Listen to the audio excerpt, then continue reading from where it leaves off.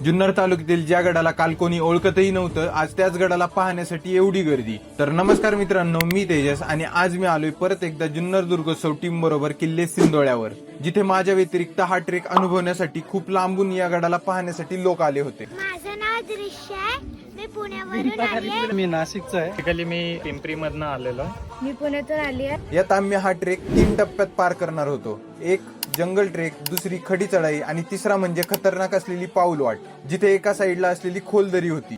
अर्धा तासाचा जंगल ट्रेक करून दुसरा टप्पा म्हणजेच खडी चढाईला सुरुवात केली. की जो सगळ्यात अवघड टप्पा आहे, तर त्याचा सगळ्यात पहिला टप्पा, अवघड टप्प्याचा पहिला टप्पा इथून स्टार्ट होत आहे. पुढे आल्यावर गडाचा शेवटचा टप्पा म्हणजेच पाऊल वाट, जिथे एका साईडला असलेल्या खोल दरीच्या कडेने पुढे आल्यावर खिंड पार करत गडावरती पोहोचलो. गडावरती असलेले कातळकोरीव गणपतीचे शिल्प, भग्न अवस्थेत असलेली मारुतीरायाची मूर्ती आणि गडाच्या एकमेव असलेल्या महादरवाजेची माहिती घेतली. आपण दरवाजात आहोत.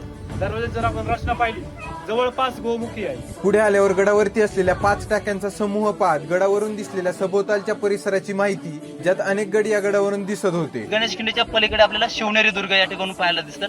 नंतर पुढे आल्यानंतर निमगिरी आणि गडाच्या पश्चिमेकडे साईडला इकडं जीवधन गड आहे. जरी या गडावर जास्त मोठ्या प्रमाणावर वास्तू नसल्या तरी या गडाला महत्वपूर्ण इतिहास म्हणजे या गडावरून दिसणारा सभोवतालचा परिसर, जो गनिमांवर व व्यापारी मार्गावर लक्ष ठेवण्यासाठी महत्वपूर्ण होता. आणि ह्याच इतिहासाला समजून घेण्यासाठी गर्दी मागचे कारण म्हणजे दुर्गोत्सव.